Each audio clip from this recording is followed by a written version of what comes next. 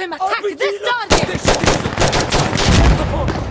Can Warlock do a gun run at this target? Observer, this is Station. We got you. He's inbound.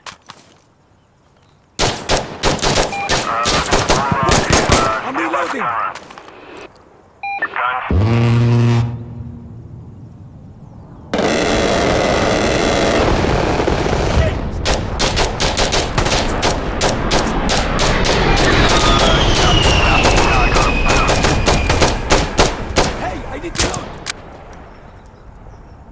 Okay, well, I'm leaving.